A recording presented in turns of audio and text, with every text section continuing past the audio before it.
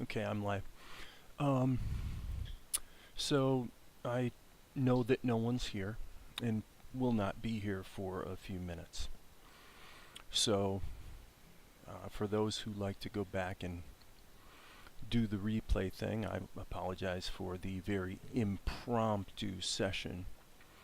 I just wanted to recap a few things I'm bumping into, good things mostly, in the process of working on Fan Futurama. I decided that I wanted to create a channel trailer for a Fan Futurama, for a dedicated channel. And so I went ahead and wrote the script on the channel trailer, and so here we have the soundtrack with the first couple shots. So what I'm going to do is play this so you can get an idea of what this is going to be about, what this is going to look like, sound like, yada yada yada, and then we'll look at a few of the things I've been learning in Krita. I think the only negative I guess I have to report would be this. Krita has a long-standing issue with locking up when you go to do flatten layer. And somewhat paradoxically, if you do not flatten a layer, so in other words, this would be a layer that has either a transform mask or a filter mask baked into it. So you want to flatten it in order to improve performance so that Krita isn't having to calculate the effect of the transformation or the filter every single frame, which causes you to have to wait upon playback all the time because of the animation cache needing to be filled up. So I can just report that Futurama is, these are some fairly complex scenes, okay? And I just want to say that this long-standing issue remains an issue, but it also remains the case that if you do not flatten a layer, but instead grab the layer that you want to flatten, hit Control G to put it in a group, and then instead of flattening the layer, you merge the group. That would be, where the heck is merge? Well, okay, this isn't a group, so I can't show you that. Right here, merge group. If that doesn't crash or lock up Krita, okay? So always, always, always, I really encourage people to always merge your groups instead of flattening layers, just because it's just been a buggy process for a long time. So anyway, we've got one concurrent viewer now, so welcome, whoever you are. Okay, let's transition over to the other screen. And so anyway, the story here was that I wanted to create a channel trailer. So here's the channel trailer soundtrack. The first couple shots have some video in there, and then we'll look at some of the things that I'm bumping into with Krita along the way of just trying to, get this done. Okay, so here's the audio and a little bit of video on this. Good news, everyone! Futurama has new episodes coming to Hulu! Hooray! Sweet collection of show resurrections! It'll just get Wernströmed again. Wernström! That malefactor had us cancelled twice. I thought it was 3 times. 5 if you count the 3rd and 4th times. If the show gets canceled again, people can just come here. What? Where are we exactly? Okay, so that's hey Darren, so that's the soundtrack for the channel trailer. So that'll be for a Fan Futurama YouTube channel. So let's jump back over here and look at what we are dealing with. Now, let's go to shot number 010 right here. So this is the shot I started with, and it was a pretty big job, to be honest. Futurama is more challenging than other projects, well, Salt and Light in particular, because I am actually doing animation at 24 frames per second. Now, in practice, most of it actually comes out at 8 or 12, but it's within a 24 frame per second timeline. Okay, so I guess we'll just kind of go through and look shot by shot at some of the things I bumped into that may be somewhat interesting. Darren, you would probably know this. Do you recall? Good news, everyone. Futurama has... Do you remember if I mentioned the animation cache being on the hard drive the other day instead of in RAM, or did I? I don't remember if I covered that in the live stream, or if that was something that I just recorded and planned to upload and never got around to.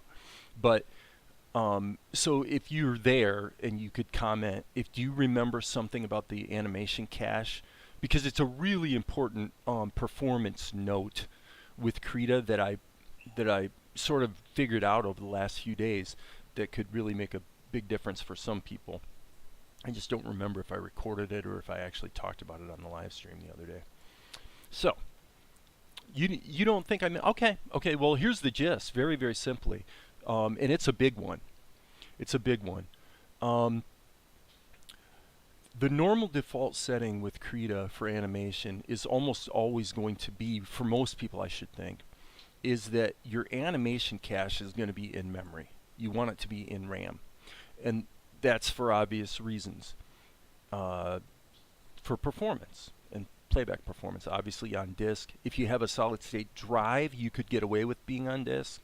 Generally, you're going to probably favor memory. This is what I have always done. Here's what the problem is. The problem is when you're doing a shot like this, it's very, very common that you're going to end up with a lengthy sequence of frames where you're, like in this case, where you're adding lip sync, okay? And so what Krita will do, you'll notice right here, these frames right here do not have this little gray tick on them. And that means that they are not currently in the animation cache. Same with these. Okay, so what Krita's going to do is, okay, you see right there, it just filled some of them up. Okay, this is generally a good thing.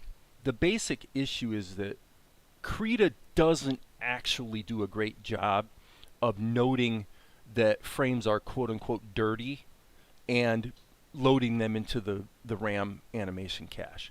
Okay, so from a performance standpoint, that's kind of silly. I mean, you would really think they would have figured that out by now, but basically the idea is that right now I'm sitting here talking, there's all kinds of idle CPU cycles. So what should be happening is that Krita's looking at the timeline, seeing that these frames here need to be cached into memory, and it should actually be doing it in the background. Krita in its preferences, well, Krita purports to do just that. The problem is that in practice, it doesn't do a very good job of it. And the problem I ran into over the weekend with this very shot was that you're moving fast and you're adding lip sync frames, and then what happens is you select a region like this, and I can't get Krita to do it right now, probably because I fixed the problem. But what would happen would be you try to loop the segment, and these frames would literally never fill up. Okay, so what I relate this to, I don't know, but I relate it to the same thing I mentioned about flattening layers. You used to see it in Krita 4 a lot more when you would render animation sequences where something had to be flattened in the process, because you'd wind up with all kinds of artifacting and corruption in your frames. It was like catastrophic. And what was weird was if you flattened your layers, that would happen, but if you merged a group, it wouldn't happen. Okay, so what you had is sort of this spaghetti code, I guess, in Krita, where it's really doing two things in two different ways. One of them's buggy and one of them isn't. Okay, so I kind of think the RAM cache thing is like that. Whatever algorithm it uses to decide if it needs to go ahead and go load up certain frames into memory, it doesn't apparently use the same algorithm when it is streaming off of a disk cache. Okay? What that means in practice is this. What I did was, when I looked into this, I was trying to solve the problem, because what would happen would be I'd play it back and there would be a segment of maybe 10 frames that weren't in the animation cache, and so the video would just like jump and stutter around, And so what would happen is that the piece of the animation that was literally the most important to be able to play back and check and make sure it was okay was precisely the part of the animation that didn't play back okay. Okay? I hope that makes sense. And that's because the whole reason it isn't in the animation cache is because I've changed the frames. Here's what I did. I looked in my performance options here in Krita, and I noticed that I had already set the location of the swap file to the R drive, which for me is a RAM drive. Okay, so you guys can you can download a free AMD RAM drive that works with both AMD and also with like Intel, NVIDIA equipment. It's actually hardware agnostic, but it's put out by AMD, and it's a free RAM drive. I think unless you upgrade it, your limit is 4 gigabytes of RAM. So in my case, I have 32 gigabytes of RAM. I can get away with allocating 4 gigabytes to a RAM drive. So anyway, in Krita, the way Krita works is that Krita's swap file and its on-disk animation cache actually occupy the same place.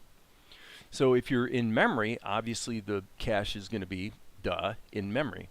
If it's on disk, you might say, well, where do you keep the animation cache on disk? And the answer is it's not something you can decide. It's going to keep it wherever you decided to put your swap file. So the amazing thing about this is that by actually switching my animation cache to on disk, all of a sudden the problem of frames not caching into memory went away. In other words, whatever Krita's doing wrong in deciding what to load into memory, it doesn't have that problem when it's just streaming it off a disk. So I tricked Krita by simply having my on-disk memory actually be in RAM, because it's a RAM drive. And, you know, for me, it was a major performance improvement. Like, not in terms of, because you still have to fill the animation cache. Like, if I turn off this transform mask, it's going to have to think about that. So you can see it's got to regenerate the cache. But I wasn't. Good news, everyone. I was not complaining about having to fill the cache. I accept that that's just something Krita's got to do every once in a while, especially if you're moving fast and you're changing things. It's got to constantly calculate. And it's probably going to be a long time before Krita's actually good at doing it all in the background with idle cycles, idle CPU cycles. See, there it's doing it. There it actually is doing it in the background, which is pretty cool. But I'm not complaining about having to wait a second when I hit play. What I'm complaining about here was actual sequences that never get updated. And so you can't actually look at your own animation playing back, which is obviously ridiculous. So anyway, that solved that. It was kind of a big deal. So let's talk about this shot and then getting into the next shot. The happy coincidence, by the way, being that the first shot in the episode, which is this, turns out to have been a really appropriate second shot in the channel trailer. So I just basically reused the scene. So what can we learn from this shot here? Good news, everyone. Futurama has... Well, okay, I can just think of some things. I'm just going to spitball here. One is in the transform mask, I put in animation keyframes for his movement, which basically amounted to him moving horizontally across the screen. And I think what I'll do here, just since I'm showing stuff, is I'm going to turn the audio down. Well, I guess I can just mute it. I'm going to mute it for now so it doesn't cause distraction. So anyway, when you're using a transform mask, my normal procedure is to go to the first frame where you want to animate and then just hit the little plus button so that you insert an animation keyframe. I never, and I mean never, add additional keyframes or edit these. You can, but I've never had cause to, because like rather than editing an animation keyframe in Krita, it would be easier to just set a new keyframe that's correct and delete the one that's not. Okay, so what I do is set one keyframe, and then all additional keyframes are set here in the timeline, and that turns out to be like a way more reliable way to operate. So the main the thing to realize about this transform mask that's making Farnsworth walk. Because if I turn it off, he's just standing in one place, actually. So the main thing was to set 2 keyframes to get him from here to here. Just move him across the screen. And then what I did was every few frames, I would move him up a little and down a little. So it looks like he's bouncing, so he's walking. However, the key thing to understand, and I guess it's probably easier to see if we do look at these at the timeline here, is that you can see that these two, they're all duplicated. And the reason for that is that if you didn't have these duplicates in here, it looks, the animation's way too smooth. It's just flowy. It looks terrible, actually. It gets him to where he's supposed to be, and those keyframe positions are correct, but the problem is because the interpolation is linear, it just looks really, really amateurish. By duplicating some of the keyframes, I basically inserted holds. And by the way, right there you can see part of the problem I was describing earlier. You see how when I scroll across it, this is not stored in memory, and so you're getting, and I mean, I don't normally work in the animation curves window, so, but this is the kind of thing I was talking about that you would see, and you would see it, by the way, constantly. Like you could play your animation back 50 times in a row and it would be jerky like this every time. So if you were looking to see if your lip sync was, in time with the voice or whatever, you couldn't. Crazy. So anyway, let me see what happens if I hit play here. Yeah, okay. When I hit play, it filled up the animation cache and everything was good. So I don't want to assert that these keyframes are necessarily perfect. And if you wanted to try to make them more perfect, it could be argued that introducing just a little bit of variation here in the positioning wouldn't be the worst thing in the world. Like just a little bit, like a little bit of a sneak down, and then here maybe again, it's almost like a little bit of a recoil. Let's see what that looks like. It's just, frankly, I do think it looks better.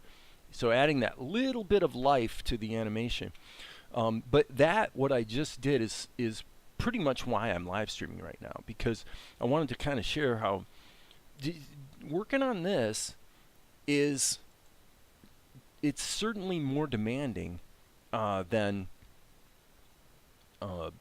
Salt and Light, partly because of the 24 frames per second, and partly because I'm really busting it to make sure that this looks almost exactly like the genuine show, So let me see if this is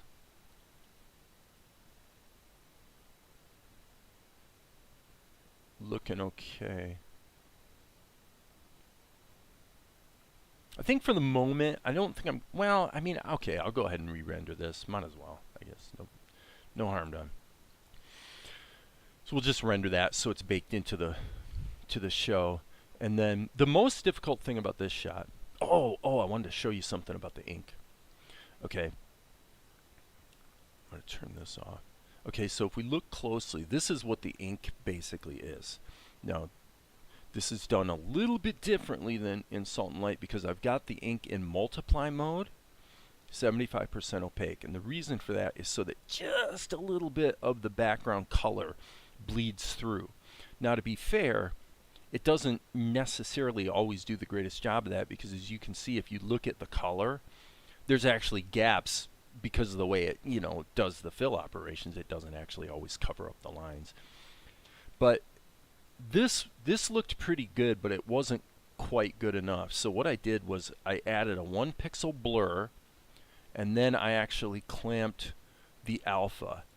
Okay, so if you're not really good with the curves tool in Krita, what makes Krita's curves tool kind of better than a lot of programs is that you can do curve operations on the alpha, the hue, the saturation, and lightness. It really gives you a lot of control. But what I did was this right here. You can see I just bumped it out in the alpha channel, and if you look at the difference, what it does is it really gives you actually total control over your lines in post-production. So if you're not stupid like I am, and oftentimes bake the lines and the color into the same layer, which is really almost always a bad idea, you quite literally have massive control over the thickness of your ink lines after the fact, right? So, okay, and that comes into play really, really important actually in the next shot, because in the next shot, I took this whole shot of Farnsworth, shrunk him way down, and then his ink lines were way, way, way, way, way too thin. So anyway, we'll finish up talking about this shot. Let's take Farnsworth out. The big challenge with Farnsworth was that he's walking in front of this wall. So when the shot begins, the wall is in front of him, and then it has to become behind him, right? So we'll load the cache back up. So that's the trick. The trick is right here. If you look closely, what you'll find is that the wall and the door actually disappear at frame 31 and are replaced with a copy of it down here, so that when he crosses here, he can actually be in front of the wall. So actually, as I'm scrolling here, you can see that little variation in the animation that I did. It's kind of interesting. It actually has kind of a nice look to it. It's got a almost like a whoop be doo kind of feeling to it. Okay, so the background is pretty much pretty simple, and then I've been finding if I need to do straight lines, I use the Bezier curve tool. So I map that, I think, to Shift B. Yes. So for me, the Bezier curve tool is quite useful, and that's this tool. So if you want to do real precise inking or whatever, it's really good for that. Okay, I don't think I need to really cover the animation of the door. I mean, it's just a transform mask. So you've got this simple tan colored panel, and I just added a transform mask to slide it. You know, they each have their own, one to slide it one way and the other to slide it the other way. So that takes care of Farnsworth and pretty much takes care of this shot. So let's close that tab, and I'm not going to save my changes on that. Okay, so this was this became somewhat complicated Good news, everyone! Futurama has new episodes. because I wanted to take Farnsworth and just bake him into this shot, and then I'm gonna replace his body. Basically. Good news, everyone! Futurama has new episodes coming to Hulu. Hooray! So the problem was, if you look really closely, you can see that the ink work, this could maybe be blurred a little bit more on Farnsworth, but basically the density of the ink lines is about right. Well,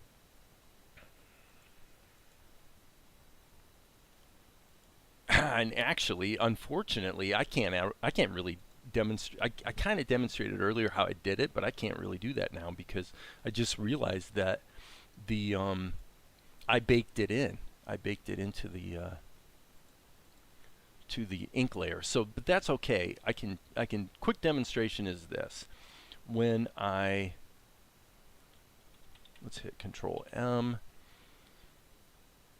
and then go to alpha. So when before I edited this, I kid you not, by shrinking it down, I would say the ink actually looked like this.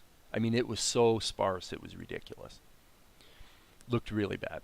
And so what I did was I actually did it in multi-frame mode. So over all these frames, I added I believe it was a 2-pixel blur, and then I did this alpha operation on the on the lines, and very, very effective. As I say, it could be, let's go Shift B here. Oops, not Shift B. I think Alt B is what I meant. Yeah. Okay. Multi-frame. Actually, let's do this as a filter mask. I want to see if we look really, really closely, it probably needs to be blurred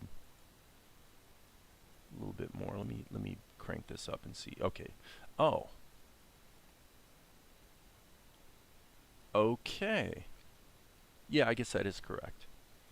That's not affecting the color layer. So I would say, boy, that's pretty close.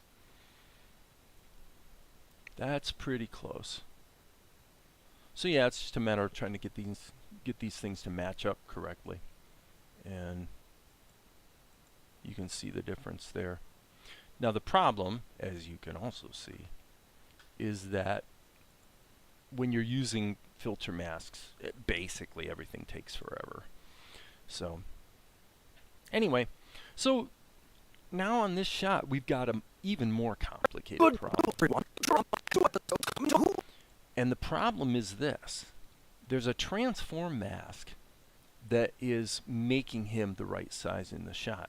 So think about the problems that this creates. In reality, the underlying pixel grid that he's drawn into is this shape right here.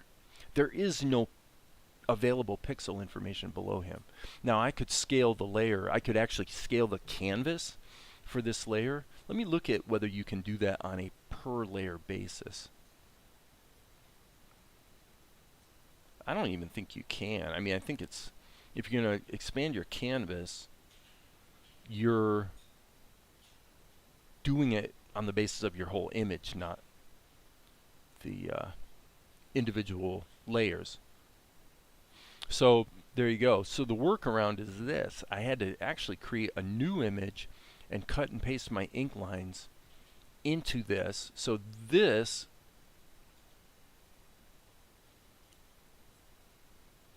if you look real close, this is what's in the shot. Okay. So I'm turning that transform mask off, because if it's on, I will not be able to draw in the right place, because when I draw, it's going to be affected by the transform mask, and my ink lines will actually show up somewhere that they're not. I hope that makes sense. It's quite tricky. So what we need to do here is realize that, of course, there's really only one body in the whole shot. So what we can do for this shot, what we're going to do is we're going to fix his body in this shot and then simply cut and paste the layer, which is going to be this group. So it's going to cut and paste all the sub layers as well. But what I'm going to do is I'm going to take this layer here and paste it back into here. Okay, now if we want to play it safe, I'm going to leave this blur on for now and save my work. I'm going to go ahead and save this so that we can test this. So what this means, what I'm trying to say is I'm going to take this copy layer and I'm going to come over here, and now what I'm doing is I'm pasting into this scene a layer that's way bigger than any other layers in the shot. Okay? So the question really would be this: is all of the pixel data there? Okay, and according to this, it's not. Unless I've got the wrong one. Let me see. Actually, I probably have the wrong one. I'm just not sure. Nope. Okay, so if that was confusing to watch, I don't blame you. I'm going to go ahead and kill this and reload it, because... So what's the gist of what I'm trying to say here is that I'm not 100% certain that once I fix Farnsworth that he is going to just cut and paste as a layer into the other scene correctly, because it may be that he's going to get cropped. That's not a big deal if I take the transform mask, turn it back on, and then crop this so that it actually does fit into the scene. So it's a bit of a backwards way to have to do things, but there it is. So I figured I would start by just sketching out Farnsworth here in a separate layer. And what do we have going on? Okay, my smoothing was turned on. I thought maybe it was. Okay, this is a really big shot, big canvas. So I'm going to go ahead and make my brush quite a bit bigger. And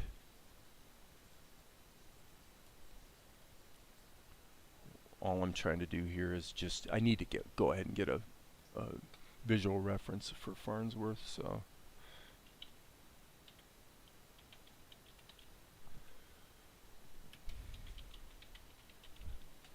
Professor Farnsworth. Okay. Okay. So this is a little insightful. It looks to me like I might have to, gosh, I might have to make some mods. Nah, we're probably okay, actually. This line here might have to get deleted.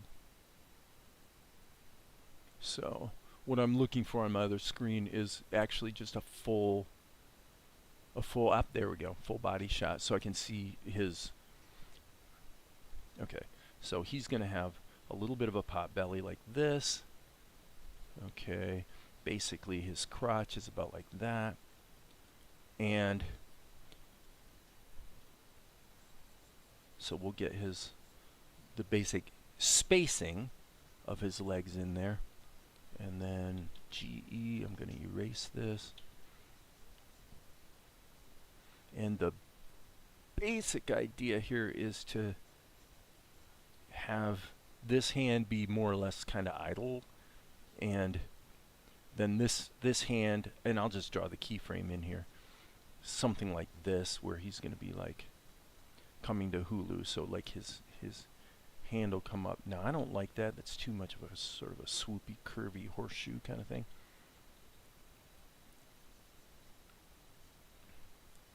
Elbow. Okay, that's not too bad. So, in terms of clothing, obviously, he's got his little slippers.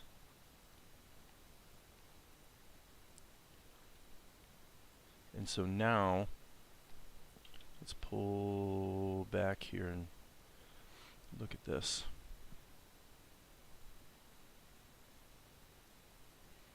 Okay.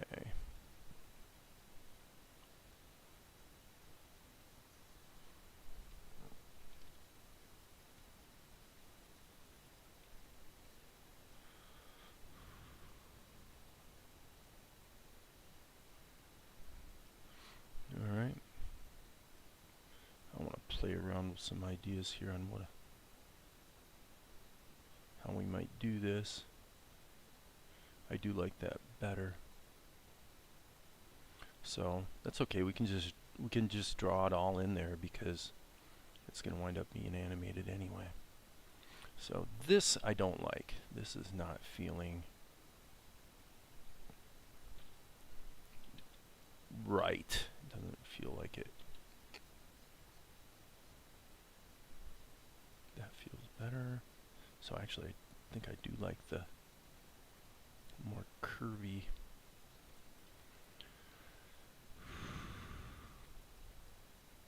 Okay, so when he enters, we really don't actually need to see this arm at all. We really only need to see this arm when it comes up.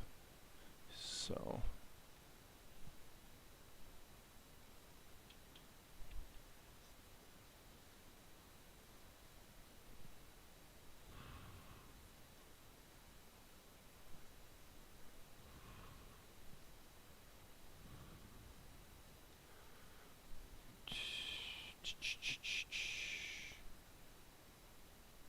okay, so his sleeves land just a little bit south of his little pot belly. And then his pants, they actually come in a tiny bit, and his legs, when they're not in motion, well, okay, I see one of the problems here. It's kind of a silly mistake, but so I'm taking a little bit of liberty with gravity by drawing this curvature around here, but really once we get to here, this should come straight down.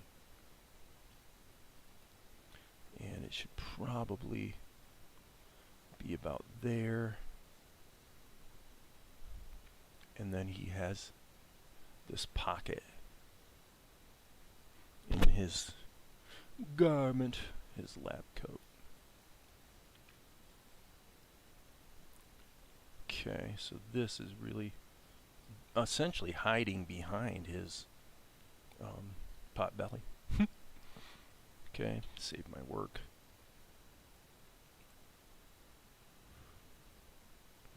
Okay, what I don't like at this point is the whole pot belly seems too aggressive to me.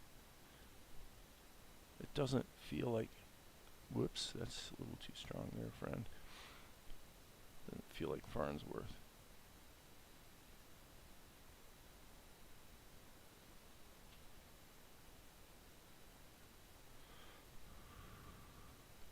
Okay, let's flip that around. Yeah, that's not too bad.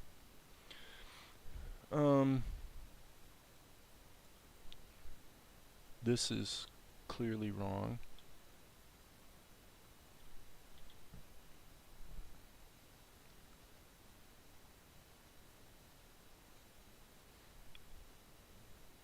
So that seems to come down about that far below the... So it's like his pant legs don't make it quite all the way. Well, and of course it depends on what picture you look at too, actually. I do have the well-known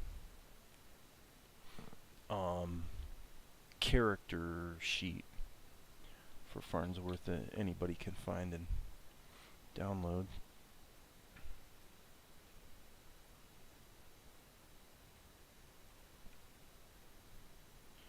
Alright. He's got little wrinkles actually on his feet. I may not be able to go too much further with this though, because I really need to, and by the way, that the feet are too large. Okay, well that's the risk you run when you're zoomed in. I've done that before. Oops. Let's just redo them. You wouldn't think that just doing the professor's feet would be something that has to be redone 3 times, but there it is.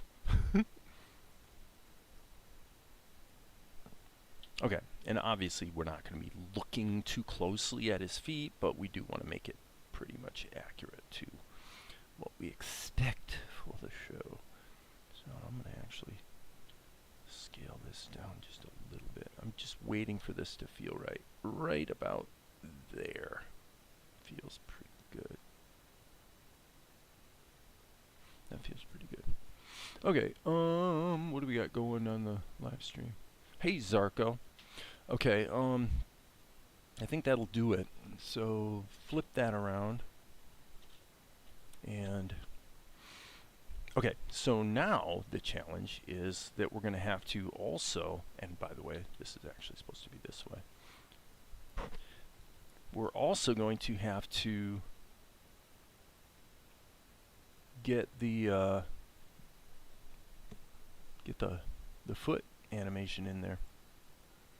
So probably the prudent way to go would be to hit Control Insert and make an animation key there. And essentially,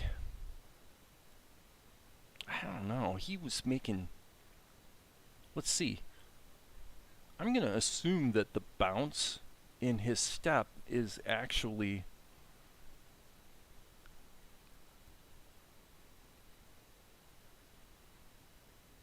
going to be every 6 seconds. I was kind of doing the up and down on the animation curves every every 3 frames. I said seconds when I meant frames a minute ago, by the way. So let's just give this some thought for half a second. First thing is actually, let's add a new layer so we can really rough this in. Okay, and now what we're going to do, and by the way, this I want to point out right now that I'm thinking about it, a new bug in Krita that unfortunately is a real crapper in version 5.1.3, and here's what it is. The paste into active layer, which I loved when they introduced that, and has been an indispensable part of my workflow, is now broken. See there? When they implemented paste into active layer so that you don't have to paste into a different layer, it would paste exactly where you cut it from. And that is always what you would want. The theories on the discussion boards, or whatever they call them these days, is that maybe the developers thought that it's confusing because if you paste it into the same place, it looks like nothing happened. Okay. I suppose. But to me, I haven't got much good to say about the idea of, why would you make the assumption, right? We're going to improve the program by making it so that when you cut something out and then you paste it in, it's always going to be in the wrong place when you paste it in. I just don't really see the wisdom in that, but there you go. So, okay, let's go. We'll call this legs. Unfortunately, that's the choice they made. So I'm going to insert a key here and a key here, and we're just going to see what we can do here. Okay,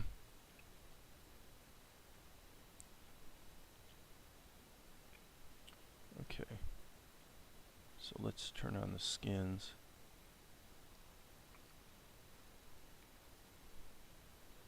I don't really know how this guy walks. I've never, that's why I said I might have to stop live streaming and go do some homework, because I don't want to waste everybody's time here just fumbling about. But basically, here's what I think is going to be going on. I'm going to take a little bit of a chance here. And Darren, if you're still here, Darren, you've animated. They did fix it. Oh, thanks, Zarko, for letting me. Is that it, like in the nightly builds or something, or is Krita next? Okay, I will definitely have to check that out, because that was a big disappointment for me when I got into trying to get some work done, and all of a sudden, wait. Well, okay, so the practical application, why that's so important, is that as animators, we're doing a tightrope, kind of a dance between putting everything on its own layer so that we never duplicate stuff. You don't want to duplicate 10 keyframes of, the quintessential example would be you've got mouth shapes over top of a head, okay? So let's say there's 10 mouth shapes, just like what you have here. There's all these different lip syncs. Okay, generally speaking, you would only draw the head once. You would not paste the ink and the color for the head over and over again in all these frames, because it's just redundant. Okay, but there are circumstances where that is exactly what you do want to do. And when you do, it's essential that you can cut and paste stuff, and it's going to be exactly the same image that you started with, as it were. Okay, so let's look at this. Okay, so this might work. I'm going to assume boom, boom, boom. I'm going to just assume this is what we want to do, and I'm going to kludge it by moving really fast here and go okay, and by the way, the only way we can do this now is like this. I'm going to go here, and I'm just going to go Control Z. So it's actually, this is the way we used to have to do it in Krita, like 3 or something, right? Is now we have the lower leg on its own layer. Now this isn't the worst thing in the world, because as you can see, Krita has the presence of mind to normally to put in keyframes where you need them to be so that when you merge it down, you get the behavior that you expect. That may be very confusing to someone who hasn't like dealt with this or used it, but let's just see what happens. So now if I go Control E and merge that down, what I should see is nothing here. Step 1, step 2. Okay. So, and actually this is another example of what I'm talking about, is that I really want to take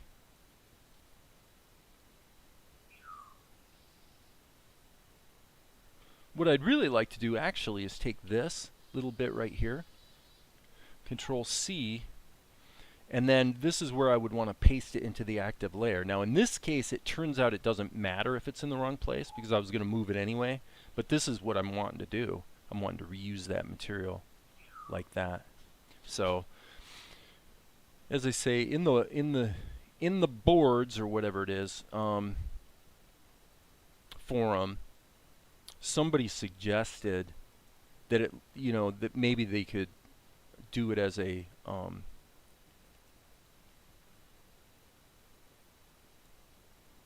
toggle. You can decide whether you want it to be centered or not. I'm going to make a change here, by the way. I'm actually okay. Are we in the wrong layer? Okay, I'm sorry. I'm soloing the layer. I must have a selection. That was the problem.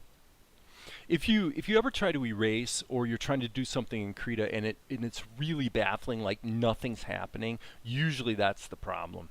It's usually because somewhere else on the screen there's a selection, and whatever you do is only going to happen within the selection area.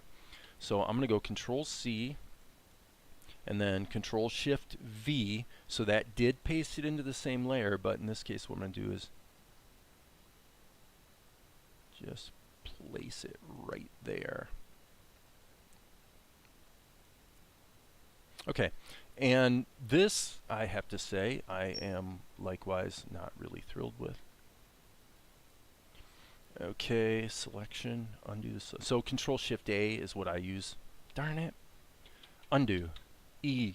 Gotta hit the E key, otherwise you don't get any erasing going on. Okay. So I'm admittedly jumping through a lot of hoops right now, but that's because I'm basically paying the price once, because once I get this right, it's going to be pretty easy to repeat it, right, and turn it into a walk cycle. So Control Shift V, but now what we're going to do here, again, and by the way, I see somebody just made a comment, so I'll look here in a moment to see what that was all about.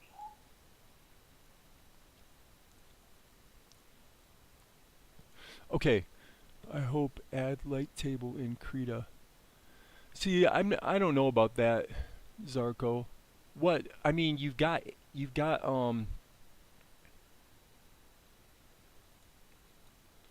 onion skinning, and you've got layering. So what, I don't know, what is it you're looking for with a light table? I mean, some sort of shift and trace thing? If I was going to do shift and trace, I would just grab what I'm going to shift and trace and then paste it somewhere else and move it around, and you've got the same result as shift and trace. So, okay, here's another problem, by the way, in Krita 5.1.3 that, again, you sort of have to get deep into it to find this problem. But it's actually another massive one. I don't know why the Krita developers do this. Whenever there's a release, they always have some bright idea that they think will make things better, that literally breaks your entire workflow for people who are actually out there getting real work done, especially in the animation realm. And what it is in this case is every previous version of Krita, just think about this. Your jaw's gonna drop if you haven't bumped into this, and I tell you, because it's so ridiculous. But here's what it is. In 5.1.3, every other version of Krita that's ever existed that I can remember, if I hit the A key and I go liquefy and I move things around, Krita automatically, it understands that I am intending to make this animated change on this frame, right? And that's what's always happened. And it was wonderful because what it meant was you could draw something and then you could go forward a couple frames, animate it a little bit, go forward a couple more frames, animate it a little bit. Guess what? The developers have destroyed that. That you can't do that anymore. Now what you have to do is you have to plan everything in advance and know exactly that it's going to work and how it's going to work. And so then you have to put in control insert. You have to keep putting in all the keyframes first and then go back and make adjustments. Right? And which of course is additionally confusing unless you do it one keyframe at a time, because if you're using onion skins, what you're seeing is being clouded by all kinds of onion skins of frames that you know in advance are actually incorrect. They're not what you're going to want. So it's pretty crazy. I don't know quite what to say about that one. But the idea that Liquify or other transform operations would not automatically insert a keyframe, it always did before. It always did before. Hey, Chris K. And it doesn't now, so it's a little disappointing. Okay, let's go like this. Okay, and then we go here. Why did we get that little jerk? Oh, I know why, because we're going back to the center point. Right, duh. So what we actually want is probably this. Okay, that is... Hey, Val. This is okay. But I'm going to just copy these frames over to here. And this one's probably alright, but this one, I want to make it more of a shuffle. So, A key. And actually, what I'm going to do is go back over here, grab this, hit the A key, anchor that right there, go like that. I'm just trying to get the motion blocked in, right? So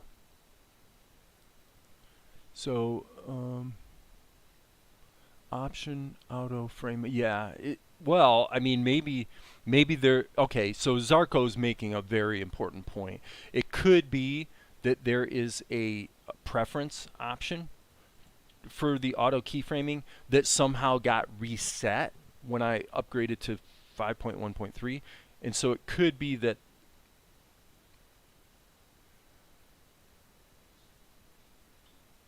So is Darren still here? Darren, I've never animated Farnsworth walking, so I'm just wondering, do you know, is it like a little tiny shuffle where his feet hardly move, or am I way overdoing this? Let me know if you happen to know.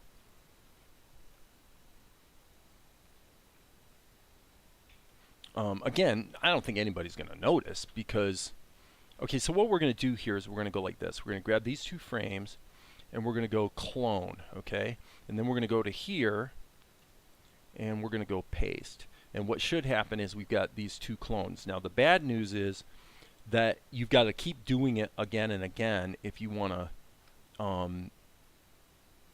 if you want to paste multiple keyframes, right? Now the workaround obviously would be to go ahead and just grab the whole big collection, hit clone, and then paste. How Salt and Light is going. Salt and Light, the two 24-minute episodes are now with the distributor, and so we'll be waiting to see how sales figures shape up in first quarter, and then that will give me some guidance on whether to keep continuing with episode 3, which of course it's a pretty snotty thing to say that there would be any possibility that I wouldn't continue the series, but you're talking about 2 years of work, and if it winds up being kind of a bomb, then I'm not going to keep I'm not going to keep working on a bomb for no good reason. So the only argument that maybe could hold some water against that mindset would be to say that, well, it's only the ability to binge watch all 12 episodes is what's going to make the show successful. Yeah, maybe that's possible, but more important for me is what are you going to, how far are you going to go before you find out that the thing's not really making any money? So okay, so I'm okay with Farnsworth's foot motion. I think we're okay. Okay, Darren's got his comment. Thank you. From what I remember, he walks with full steps and a little up and down. Yeah, the up and down is already actually baked into the transform mask. Okay, so what we could do, actually, let me do this.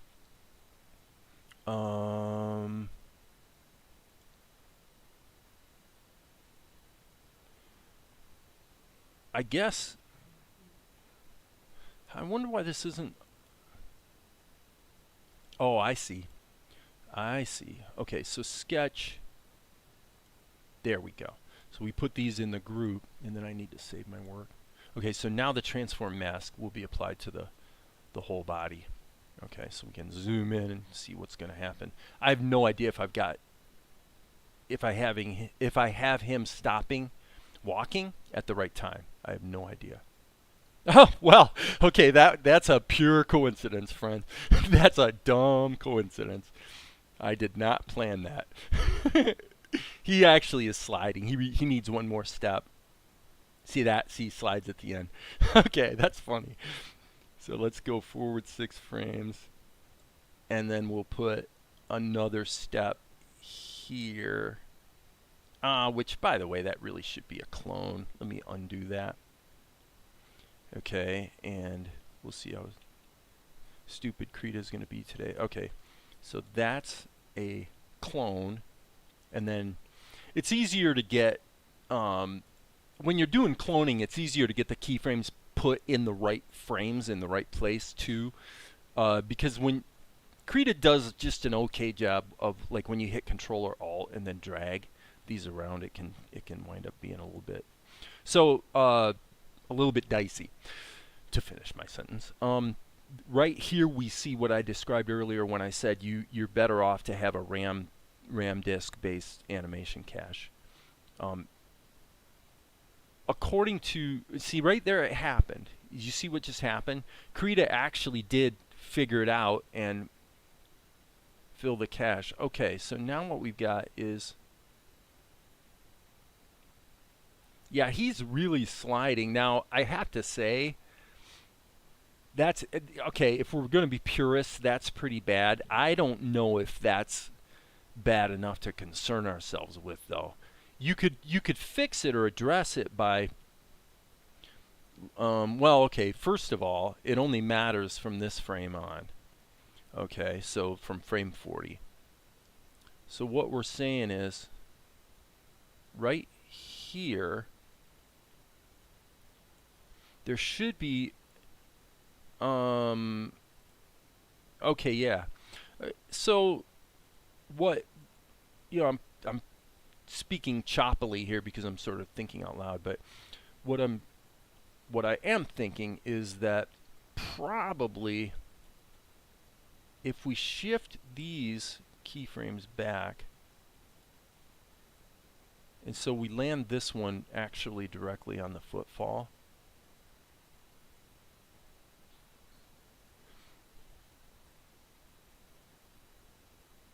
Okay, and then there's,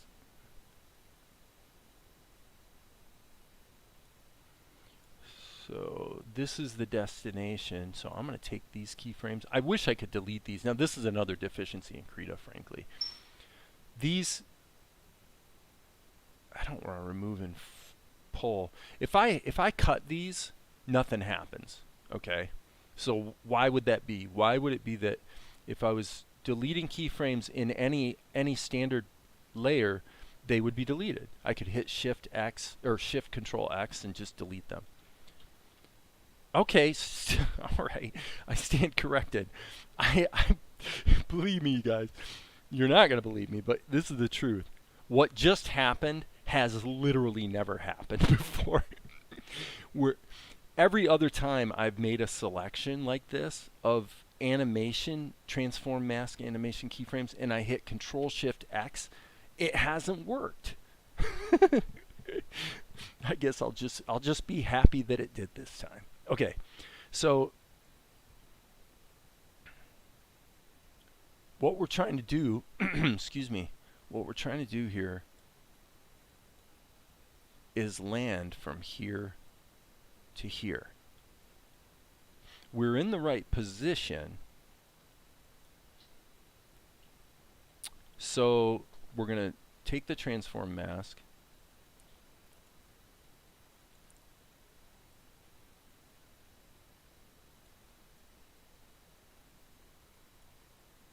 and move that to there. Okay, so now here's the thing. What we want to do is, and this is going to be confusing probably for some people, especially if you're dyslexic like me. This is where he's landing. Okay? So here, same thing. I want him to land on these keyframes. So and then I'll explain the next part, which kind of makes everything a little bit clearer. Okay, I'm just moving this a tiny bit so that Krita will insert a keyframe. Okay, so what I want to do is I'm actually going to take this keyframe and control drag it to here.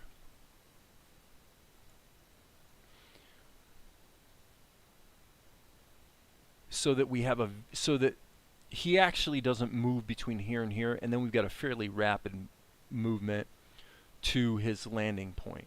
Now, as you can see, I'm scrolling here. You can't see, I can't check my animation right now. You see that? This is one of Krita's real deficiencies. Look at that. It actually filled in this, and it filled in this, but it failed. In other words, the 5 frames that are the most important for me to be able to see are the exact 5 frames that Krita doesn't seem to catch and understand that, oh, by the way, those are not in the cache, and so they're not going to play back correctly. Hence, you get all this, see the jumping back and forth? It's crazy. All I have to do to solve it is hit play. That forces Krita to fill the animation cache. But what I want to do is I want to look at this sequence right here. Okay, I think what I did worked. Okay, so I'm going to test this by control dragging this here. So I'm basically taking each keyframe and putting it within a couple frames of the next keyframe. And hopefully what that'll do is make it so that he sort of, yep, see, look at that. That's what we wanted. Boom, boom, boom. He snaps between his steps instead of sliding. Now there's a little bit of slide there for sure, but that's certainly more closer. So there, yeah, you can still see a little bit of slide, but it's way more convincing in terms of just, you know, it feels like his body weight is just landing. Now, you could mod this a little bit to be even more interesting if you said, okay, if this is where he's going to land, then maybe what we should actually be doing here is putting a slight lift on the in-between frames. So here he's landed, and this is in between, so let's give a slight lift. Boom, here's the in-between, slight lift. Okay. It's very slight. I wonder if I hit my arrow. Yeah, that works. Okay, so now let's look at it. So now he should be having a little bit of that lift. Yeah, look at that. Not too bad, not too bad. It's not, it's definitely not perfect. Yeah, that did more harm than good, unfortunately. I thought it would work. It didn't. I mean, it kind of worked, but it didn't work as well as I thought, and I'd have to do more modifications to compensate for it, which it probably turns out aren't worth it, because if we look at the shot we're working on, this is the shot right here. New episodes coming to Hulu. I mean, this is what we're going to see. Good news, everyone! Futurama has new episodes coming to Hulu. Hooray! Sweet collection of show resurrections. It'll just get Wernströmed again. Wernström!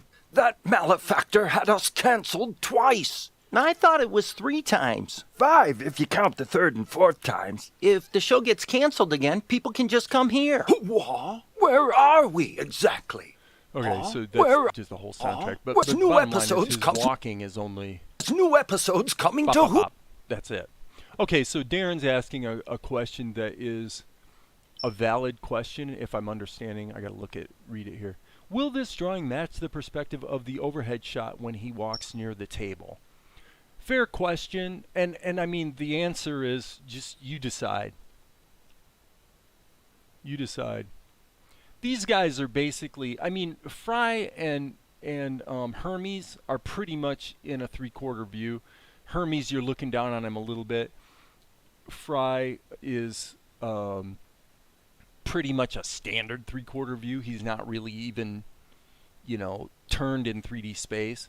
So I think I like your question because it's one of those questions where, okay, Futurama has new episodes coming to Hulu. how worried do we need to be?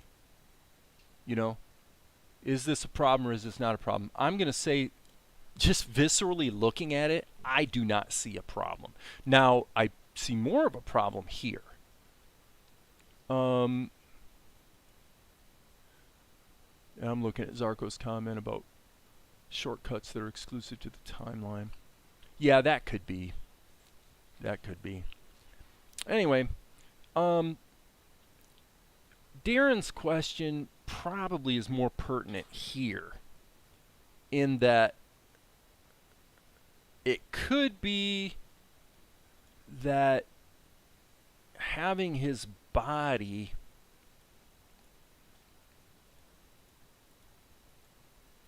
angling down, the main thing I'm looking at as I'm turning the layers on and off is that the legs probably are just a little bit too long.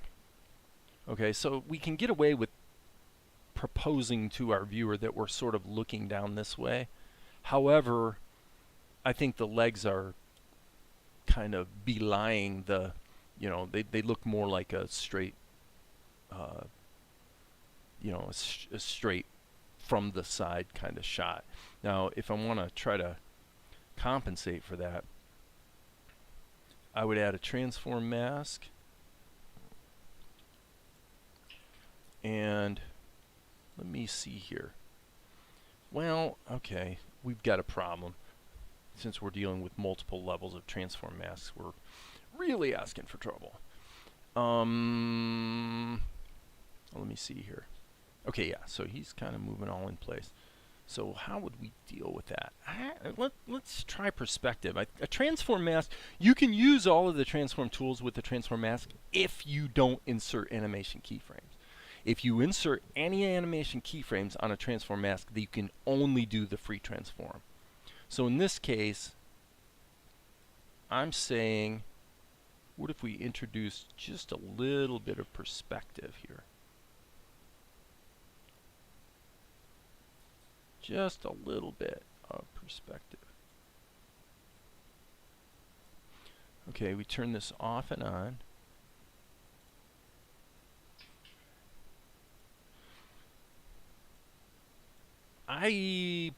Well, let's play it back, but I actually think that does help a little bit. That actually does make it look, and you could taper his lab coat as well. I mean, certainly, but I think that helps. So, Darren, do you agree? I mean, I think that it's a subtle change for sure, but I do think it looks better. So here's before, and here's after. Obviously, we can tune this up when we do the ink, but I think that does drive home. For me, I'm looking at it. I feel like I'm looking down towards him just a little bit because of that one small change. So, good eye, Darren. And I'm gonna actually pull this back slightly. And I tell you, it's a subtle change. Okay. So I mentioned earlier about the whole flattening layers thing. So what I'm going to do is I'm going to go Control G and then merge this group. So I'm committing to that change. Now, as you can see, it's taking a little time. So group 1 merged. I'll take it. Okay, friends, I'm getting hungry. I think it's lunchtime. Yeah, it's almost 1 o'clock. So I think I should probably wrap it up. If I don't, I'll start getting a little edgy. So anyway, thanks for being here. Just figured I'd hop on and kind of show some of the things I've been bumping into. This is a pretty complex situation because I'm going to have to animate him, do the ink and paint, then shrink him down. Once I'm sure that I'm safe and everything's looking good, then I'll have to crop the whole shot. I'll have to bake in the transform mask, crop the whole shot so that it's actually small enough that I can then cut it into the other scene, this scene here. So, and you know, that's kind of my fault because I'm basing this shot on this shot. You know, I just shrunk it down and then made a few adjustments to the ink. So, does it really save you work? In this case, I would say so. I would say so. It's just that you kind of have to get creative with how you're going to modify the, you know, the artwork in order to work for the long shot, just like it did in the close-up. So anyway, with that, I will say see you later. As you guys know, there will be